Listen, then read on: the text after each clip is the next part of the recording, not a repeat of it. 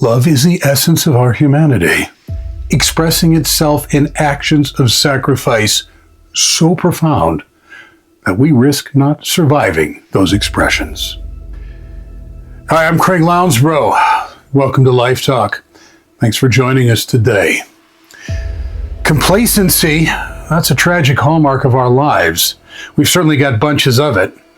In fact, as the old saying goes, we've got it in spades.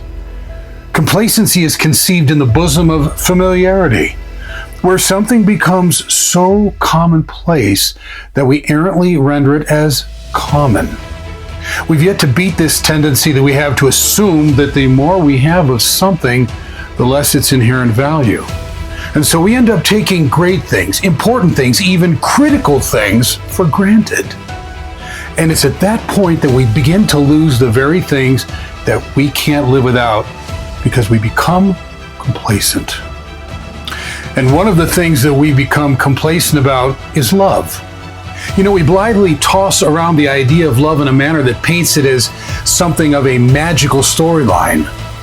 It seems that far too often we've relegated it to the penmanship of misty-eyed novelists, or the musings of our own minds, and in doing so, we seem to have created some horribly diluted understanding of love.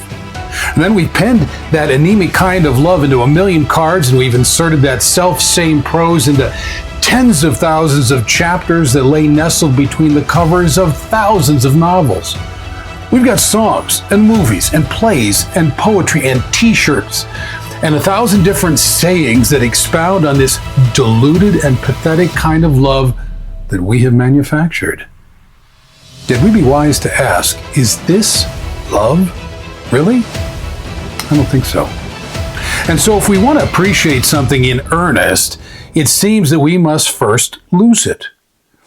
There's something at the basis of our core of our humanity that doesn't wake up until that part of our humanity is violently shaken. And often that violent shaking is to lose the very thing that we need to be awakened to. Therefore, maybe the best way to understand love is to understand what life would be like without it. And so, what would we lose if love didn't exist? If it was suddenly gone? What would we lose? Well, how about the loss of community? Look, take away love, and we have no reason to consider our fellow man, nor join him in the partnership of life and living. The sense of community that's forged strong by empathy, fired by sympathy, and cinched tight by respect would be obliterated. The strength of community as sustained by things like conscience and ethics and morals and compassion would collapse and completely implode. Without love, our communities would disintegrate. Civil society would be obliterated, and the world, which is built on community, would collapse. Without love, we would lose community. Well, what else would we lose if love did not exist? How about the loss of self? Look, take away love, and our own individual existence would fall into abject irrelevance. The desire to sustain ourselves would devolve to a singularly primitive savagery that would be completely dependent upon the degree of savagery that we possess to sustain our lives. We'd have no passion for living, no sense of worth or value, no sense of purpose or meaning.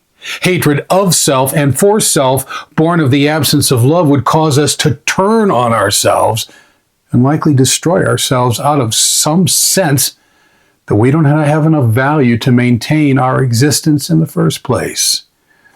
In essence, to become loveless is to undermine our own existence and any rationale that we might have for that existence.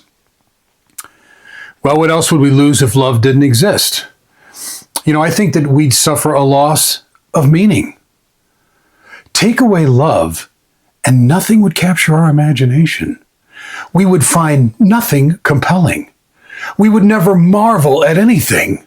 We'd never be held in the mesmerizing embrace of wonder. We would never be lifted to heights of ecstasy, nor would we know the depths to which one could fall. Passion, desire, dreams, vision, purpose, and hope are all born of love and entirely sustained by it. And when those things are gone, because love is gone, we become little more than mindless, carbon-based life forms driven by a drive to exist that is no deeper than the drive to exist. Take away love and we take away meaning. And try to imagine a meaningless existence. Well, what else would we lose if love, in fact, did not exist? Well, how about a loss of existence? Let me explain. Have we postulated that without love, existence would have never existed in the first place? Well, we've done a bang-up job of banging up life.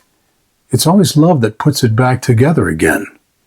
And when genuine love puts things back together, it always puts them back together better than they were before we messed them up.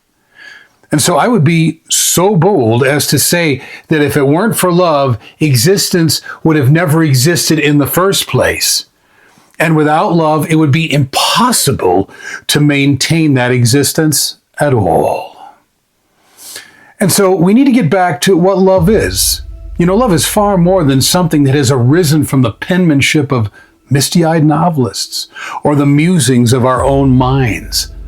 Love is far more than sugary sweet caricatures of love that we've woven into everything from t-shirts to holidays. Imagine life without love if you dare. And if you do, you will begin to touch the periphery of this incredible thing that we call love.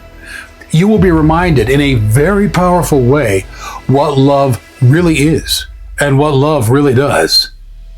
And so ask yourself, what would the world be like without love? And then ask, how do I bring that kind of love back into my life?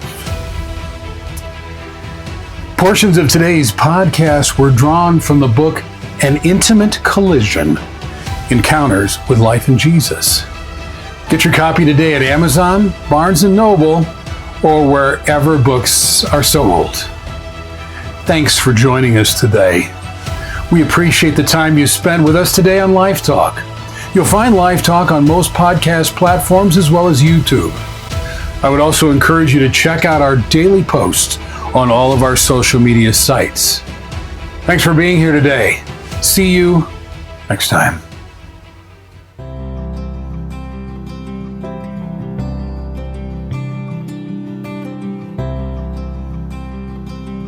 There is so much more going by me on the road of life, but I sit at its edge, on the gravel fringes with my cup in hand, straining to hear, to know, and to see what's going by on that road.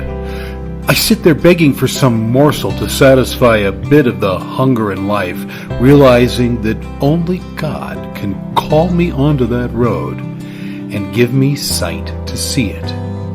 And so, I am on the roadside, blind, cup in hand, calling out. We are